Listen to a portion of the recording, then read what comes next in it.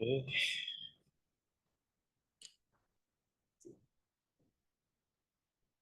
Okay, so maybe by this Sunday,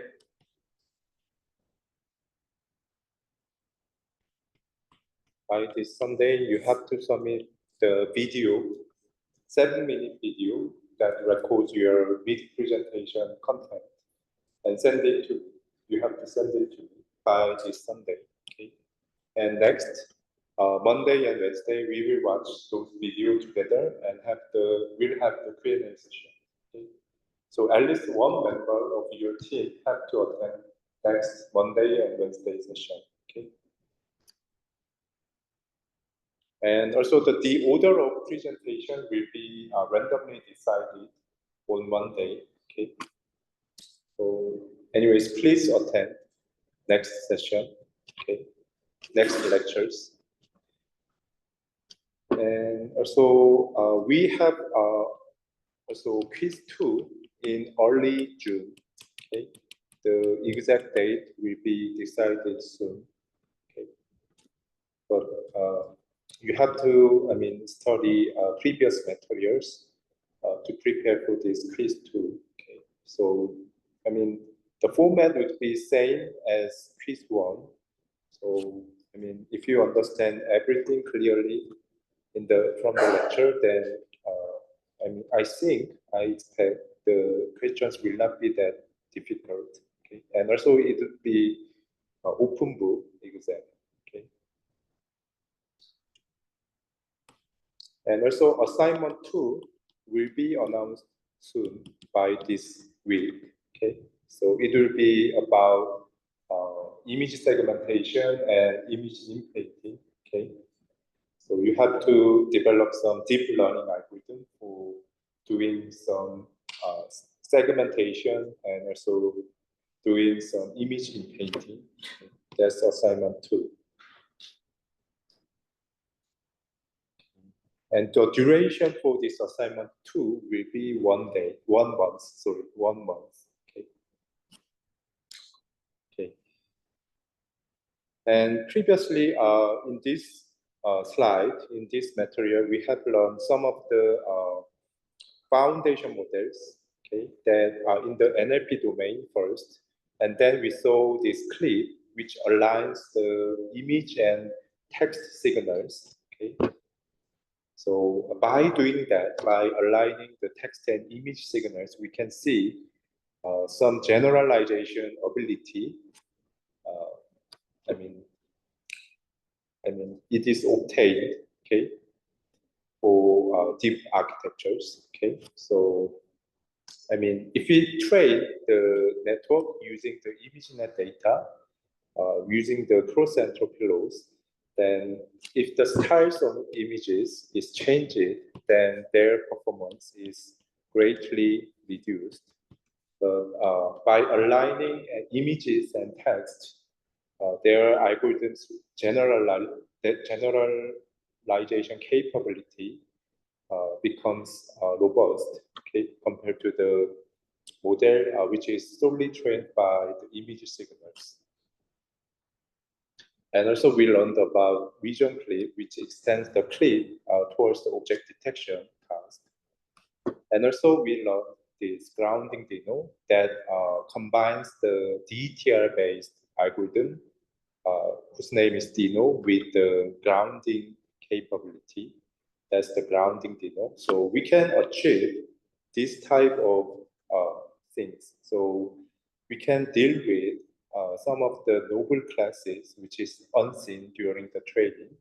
And the detector can understand some of the textual context. Okay. So that's the grounding Dino. And for achieving that, I said, apart from the visual stream, we need to additionally have the text stream and to make it aligned. Okay. So, and at the end, rebuilding the class for each patch, we need something similar to clip. Okay. That's the grounding Dino. And today we will learn about the SAM method. So This is called as SAM. Actually, recently there have been SAM version 2, okay, but this is the SAM version 1. So M is for model. So SAM is the foundation model for the image segmentation task. Okay, so the model, the SAM, their inputs are some conditions, which are some point, some initial point, okay, and or there could be some bounding boxes, or there could be some partial segmentation mask, or there could be some text prompt. Okay, so given images, definitely we have to also input the RGB image as the input, and additionally we can provide this type of prompt to the model. Okay, so those prompts could be some point, some initial point, or bounding boxes, or the partial masks, or some text prompt. So these point or bounding boxes or partial segmentation masks, they are helpful. I mean, for they are anyways indicating some locations for the outcome segmentation masks. So when giving this bounding box as the prompt, the model, the SAM model will find the segmentation more detailed, more fine-grained segmentation masks for this bounding box region.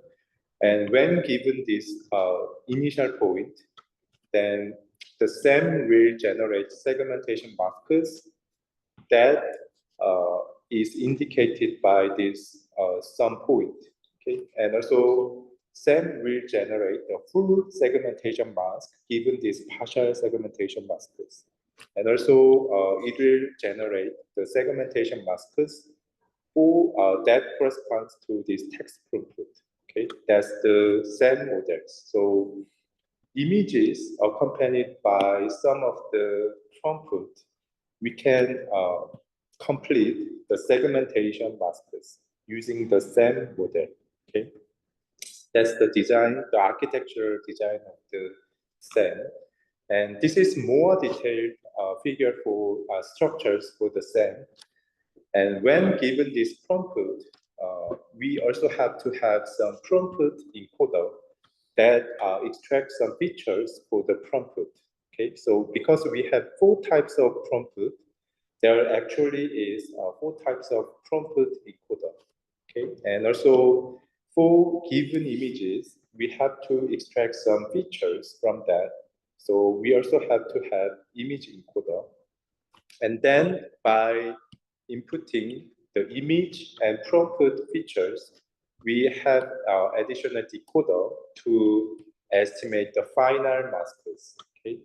And actually in the SAM, we are estimating 3 candidate masks. Okay? So in experiments, they say rather than estimating just one candidate, one final masks, by producing 3 candidate masks, they can increase the accuracy. So that's why they are estimating 3 candidates. And they are collecting a large-scale segmentation data set. It's almost more than 1 billion samples. Okay, so thanks to this large-scale data set accompanied by this kind of large-scale model, this could be, I mean, foundation model for the, how to say, segmentation task. Okay, so you will see this foundation model is now recording the state of the art even without fine-tuning on specific classes. Okay, so that's the very good characteristic of the SAM. So this is another plot for the SAM architecture. So this is also same as this, but this draws it with more streams. Okay, so given images, we have the image encoder, and then we embed, we extract some of the image features, and this is several prompt encoders. So especially for the mask, there are 4 types of prompt. Okay, so mask, point, and bounding boxes and text. Okay, so especially for the mask, that is the 2D input. So we are encoding those mask signal using the convolutional operation. And for the point, we are using point and boxes. We are using some positional encoding method. Okay, instead of applying some CNN operation or MLP operation, we are using some of the positional encoding method for these low-dimensional vectors. Okay, and also for the text, we are using the CLIP's text encoder. Okay, we already learned about CLIP, right? This CLIP text encoder is aligned with the image features, so they are, I mean, well adapted from other methods. So, I mean, their pre-trained text encoders are adapted from the SEM as well. Okay, and also mask, we are using some convolutional layers to extract features from the mask. Okay. And then after that, we are somehow giving these extracted features to the decoder side to extract, to estimate 3 candidate masks for these images. Okay. So during training, we are providing, 3 ground truths 3 times to the output of this decoder and train it to estimate 3 outputs. Okay. And also the speed, even though it is large in scale, the architecture is large in scale, but it is still not slow. Okay, so using CPU, using web browser, it can be efficiently inferenced. Okay, within 1 second. Okay, so that's the same algorithm. Okay, and this is the result of the SEM. Okay, so given any images, it can provide plausible segmentation mask when given text prompt, bounding boxes, or point, or text prompt. Okay, and especially the paper is comparing with the state-of-the-art segmentation algorithm, whose name is written. Okay, on 23 benchmarks. Okay. So this is the list of the benchmark they are experimented on. And they are saying most of benchmark, even without fine-tuning on this benchmark, thanks to their generalization capability, the SEM is beating written. Okay.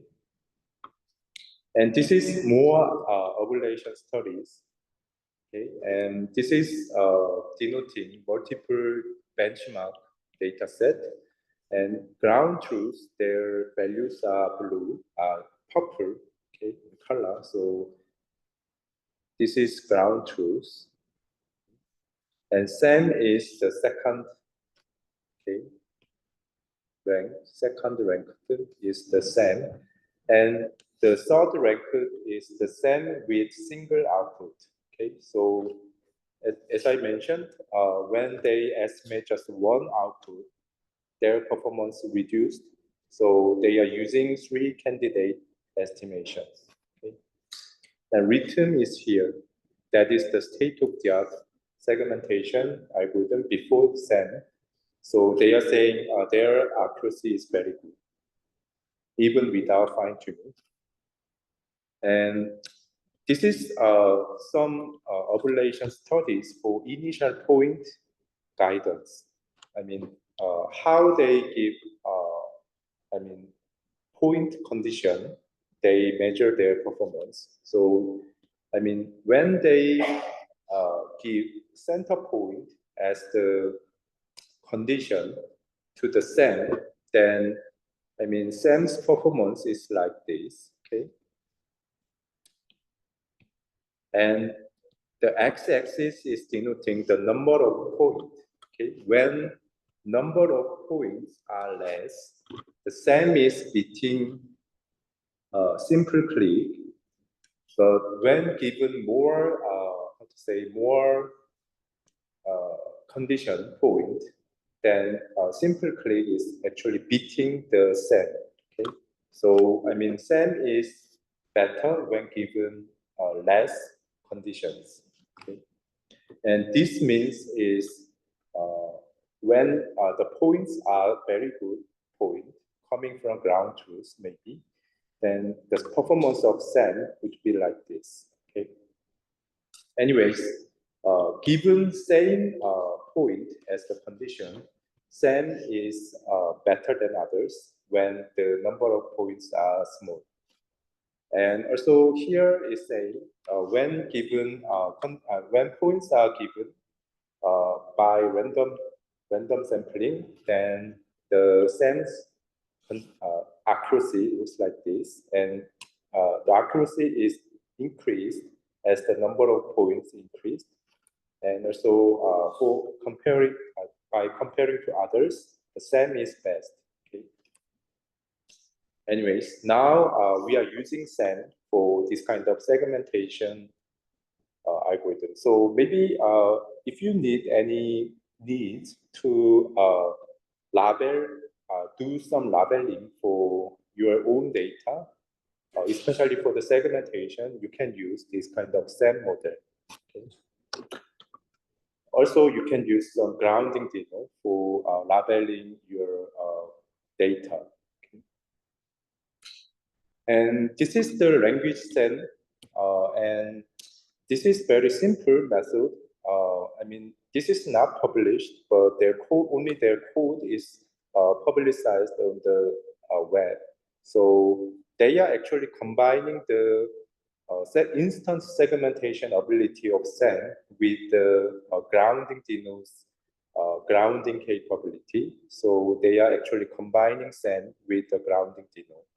Okay. So, I mean, if you type person here, then given this image, you can detect person in the image, and given using this bounding box as the condition for the SAM, you can get the fine-grained masks for this person. Okay, so that's the combination of the grounding Dino with SAM, and that is called as LangSAM. So you need one image as the input, and also you have to provide one text prompt. Okay, then the grounding Dino can understand that text prompt to detect that object, and using that bounding boxes as the condition, you can also obtain the fine segmentation masks for the object.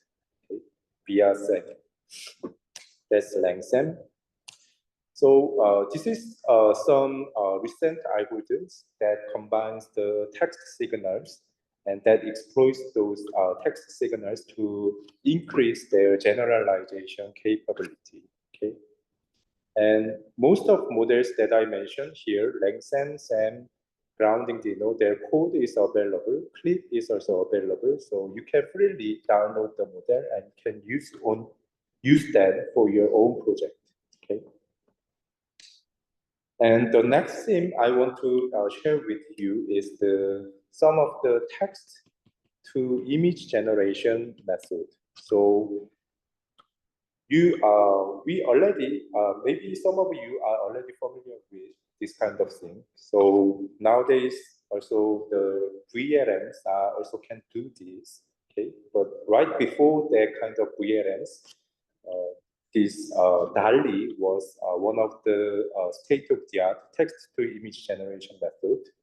So the stable diffusion, that's also text-to-image generation method. So I will explain such algorithms. Okay, so text-to-image generation, that is actually doing this kind of thing. So given this text, these images are generated by the, how to say, model, deep models. That's the text-to-image generation method. Okay, text-to-image generation and zero shot. So also here, I mean that model have to generate some images which is unseen during the training. Okay, So zero-shot capability is also very important for this text-to-image generation method. And one of the early works for this kind of job was the DALL-E. And this is also proposed by OpenAI. There are many algorithms produced by OpenAI. Okay. And this is the DALL-E, their result. So this is the DALL-E result. And before this DALL-E, the state-of-the-art text-to-image generation method was developed by GAN algorithm. So, previously I mentioned this adversarial learning paradigm. Okay, so you especially can take another course, deep generative model, to properly understand this GAN and this generation method. Okay. Anyways, before DALL-E, the state-of-the-art method is, developed by this GAN. So given this text, they try to generate images that fit to the text description. For example, here, the very cute giraffe making a funny face. Given this text, the GAN method, they are suffering from generating giraffe. But this DALL-E is successfully generating the giraffe. So, yeah, that's the performance difference. Okay. And DALL-E, the factor for this DALL-E is they are using the transformer-based structure, and also they are using very many image and text pairs. That's the successful, factor for the success. Okay, so they are again using the transformer, and also they are using VAE structure. This is variational autoencoder. And autoencoder, we already learned about this. So if the architectures are composed of the encoder and decoder, and if they given image, they extract features for this image, and decoder, if they generate the images and apply supervision to reconstruct itself, then this structure is called as the autoencoder. Okay? So, this VAE is actually the method for generating the images. Okay? And because they are trained to generate themselves, the inputs again from the input, so they are called as autoencoder. Okay? So actually, DALL-E is using this autoencoder structure based on the transformer operation. Okay, so that's the DALL-E, and they first trained this VAE architecture using the image data. Okay, and then they align text feature with their latent vectors. So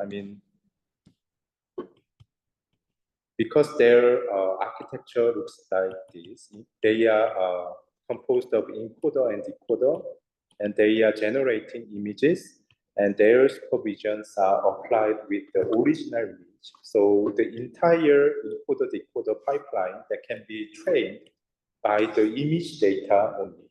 Okay. They first train this encoder and decoder to reconstruct the original image. Okay, then this encoder and decoder are learned to understand the distributions of the training image data. And then second, for this intermediate latent, they additionally train the text encoder to align with these latent vectors. Okay. Similar to the clip, they are also providing image and text pairs to align the feature space. Similar to that, this text encoder are additionally aligned with this VAE architecture. Then after that, when you pass through this route, if you give the text, but you can generate images, okay? So even though in the first step, you use only images to generate itself, the encoder and decoder, they are trained to capture the image distribution. And then the text encoder are further aligned with the latent vectors of the image features. So at the testing, if you type text and text encoder capture that feature, and that features are again reconstructed into the image. And by this manner, you can achieve text to image generation. That's the diagram. So are you guys following this? Maybe not difficult. Okay. And the next thing I want to share is the latent diffusion model. Okay. I mean, this VAE is also old algorithm, and also GAN, VAE and variational autoencoder, and also generative adversarial network. Those are two popular generative AI before the diffusion model. But after diffusion comes, I mean, diffusion is replacing those two algorithms. Okay, nowadays we only use the diffusion. Okay, because qualitatively, this diffusion-based method is better than the GAN. Okay. So I have to maybe explain this LDN first. Okay. But their algorithm, you can interpret, you can simply think that, I mean, rather than explicitly, I mean, formulate this VAE and diffusion model, I will explain just the concept of their method. And you can learn this actually by taking the deep generative model course. Okay? VAE, as I mentioned, given X image, you have to extract some feature using the encoder, and then via decoder, you can reconstruct the images again, okay, from the features. This is the VAE, but in the diffusion model, the process is similar to VAE in a sense that they are actually making some, how to say, anyways, the latent vector from the original image. They actually generate some latent vectors, okay? And then they, I mean, sorry, this is, the figure is slightly their topology is difficult to the above one, maybe. So, I mean, the diffusion could be drawn here, maybe. I will first draw it here. So, they are transforming the original image to the Z latent vector. And again, they will recover the original image in the diffusion process. Okay, so in that sense, this kind of process is actually similar to VAE. Okay? Given input image, they are applying some transformation and to make x1, x2, and do this actually n times to make some latent vector z, and then do recover step n times to reconstruct the original image. That's the diffusion model.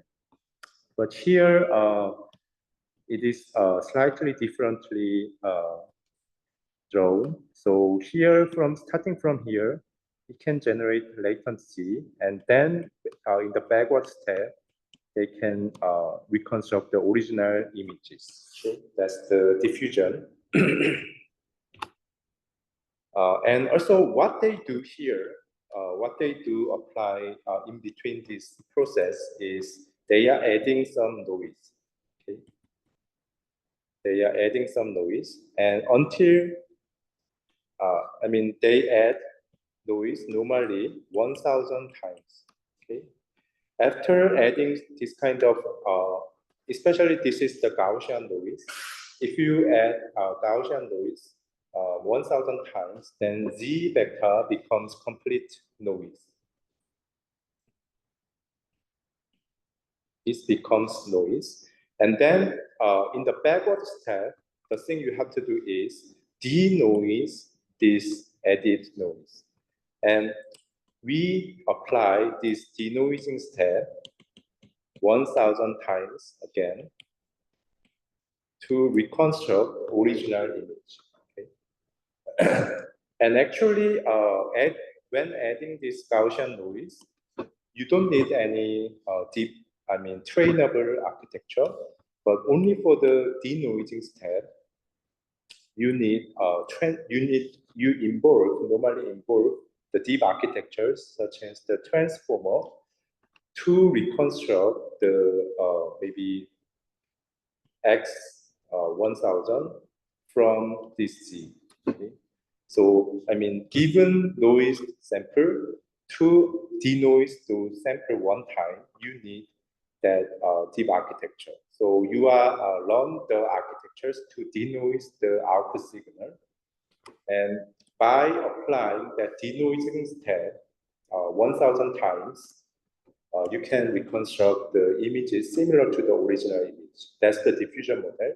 And that process is become, more robust than this kind of VAE architecture. But that's the concept of the diffusion, okay? But this X signal, this X is originally was the images. When we deal with the image signal, this X was the image, okay? However, this latent diffusion model, they are saying that applying this diffusion step for the images is very time inefficiency.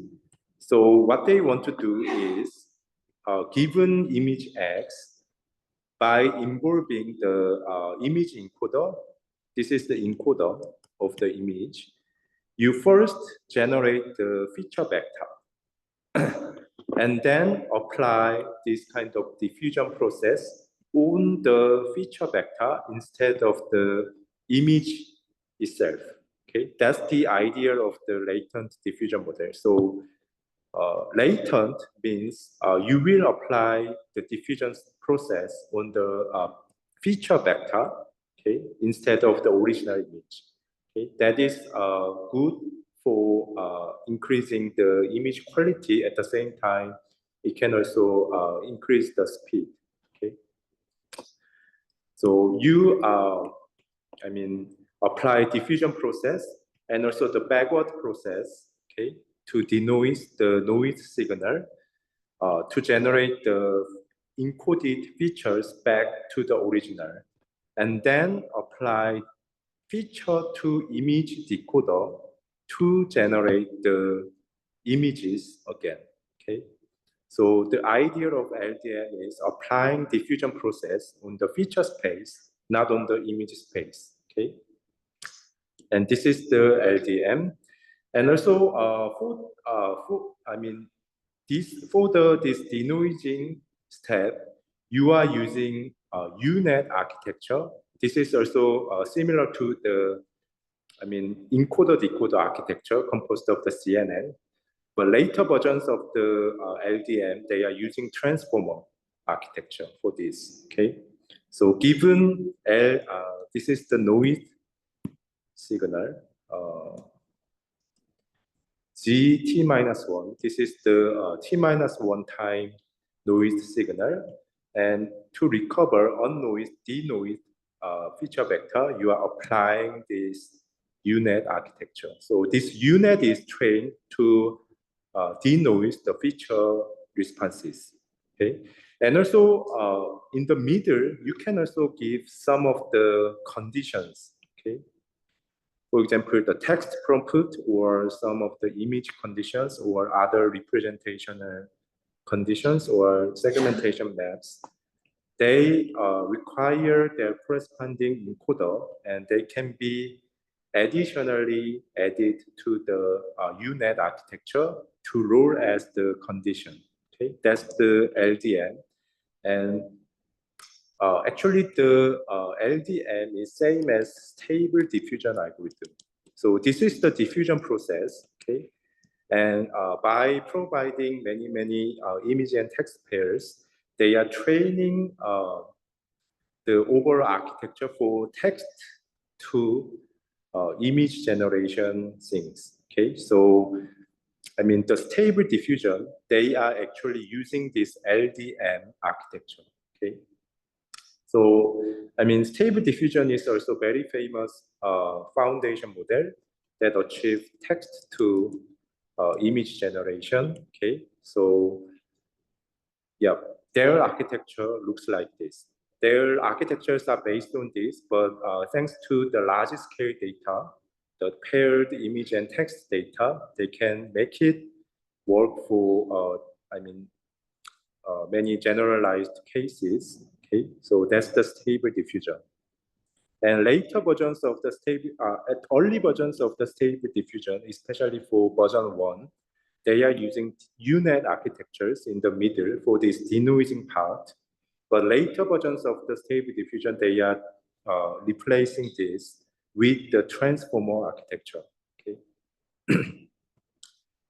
And also DALI version 2, they are also using, compared to previous DALI, they are using two things. They are explicitly using clip and click concept, and also explicitly using the diffusion laws to train their generator. So, I mean, you can see their technical report in this archive.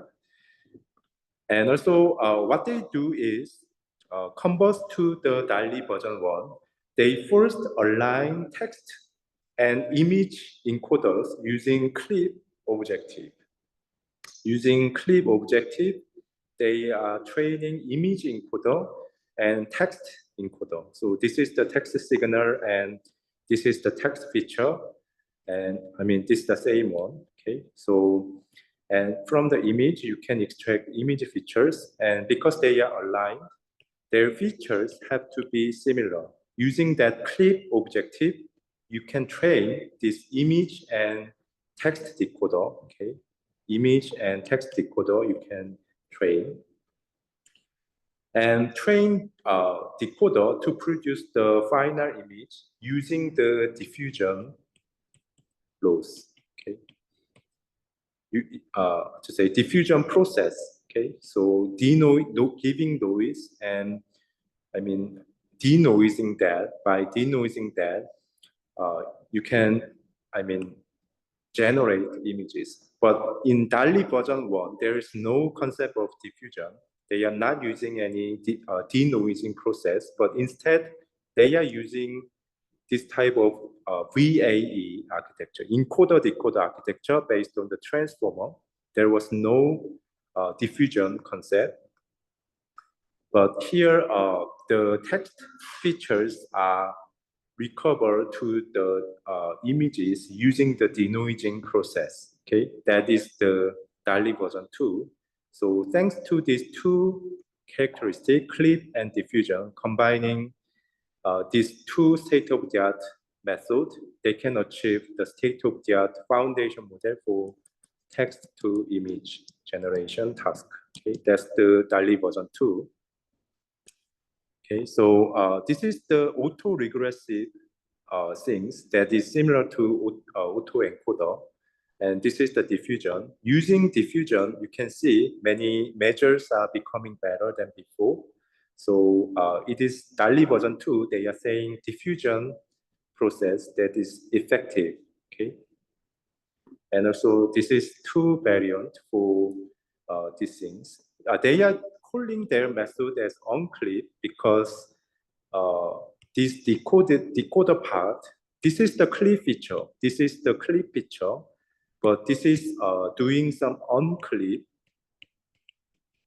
to generate the images. So they are calling themselves as the on-clip, okay? But using different priors. and diffusion priors are better than AR method, and their method is better than any other text-to-image generation method. Okay, and especially their method is capable of doing the zero-shot learning. Okay, unless other methods are trained and tested on the benchmark. Okay, they can generate only the images that was similar to the training images. Okay, but this diffusion, this DALL-E version 2, they can generate new unseen images given the text. Okay, that's the merit of this DALL-E version 2. And this is the example images generated by DALL-E. But still, there are some problems in DALL-E version 2. Okay, especially, I mean, this is not bad, but when generating this kind of a couple of glasses sitting on a table, I mean, this is better. This is the new method that solves this prompt following issue. But DALL-E version 2, they are suffering from exactly following the prompt. Okay. And there are also mismatches between the prompt and also the generated images. The panda is making latte art, but panda is on the latte, right? So this kind of images are expected, but the panda is on the latte. So this is not exactly following the prompt. Okay? And also this is similar. So, I mean, DALL-E version 2, this is amazing already, but there have been some issues not exactly following the text prompt. So there have been some methods that involves the language models, especially the large language models in the encoder, text encoder side. Okay, for the text encoder, we are using clip text encoder here, previously in the DALL-E version 2. But by involving more strong language models as the text encoder, I mean, this Imagen, they are improving the prompt following issues. Okay, so I mean, this kind of thing is happening because their text encoder is weak. So that's the lesson from here. Okay, so because their text encoder is weak, they're increasing the size of the language model and use it in the Imagen model they are proposing. Okay, so compared to the DALL-E version 2, they can provide better, I mean, images. They can generate better images that can better follow the text prompt. Okay, that is the lesson you can learn from here. And also there have been some large-scale benchmark that have complex prompt and having long sentence and intricate descriptions and rare word misspelled prompt inside. And even this kind of new benchmark can improve the prompt following issue. Okay. And after that, DALL-E version 3 is coming, and that is actually can reflect this kind of relatively longer text prompt. Okay, they can generate images using this kind of longer description. Okay, so improving image generation with better captions. That's the DALL-E version 3. Okay. So actually, this is the end of today's lecture. So I mean, the thing I want to share in these lectures are these things. So large-scale learning, it can achieve the robustness to the generalization. So I mean, using the foundation models, which is trained in the unsupervised, supervised or self-supervised manner. They are called as foundation model because they don't use labels. They can exploit large-scale data set. Okay, and then they fine-tune their model to downstream tasks. Okay, this is the concept of foundation model, and this is very good concept for achieving this generalization. Okay. So task agnostic and few shot performance. So even without fine-tuning on specific tasks, these foundation models can achieve very good zero-shot performance. Okay. And in vision research, also combining with the language, it is also the method that can achieve this kind of generalization, similar to the clip. Okay. The clip is very good for achieving the generalization performance compared to the original CNN. So when also grounding Dino, okay, that's also the example for doing some zero shot.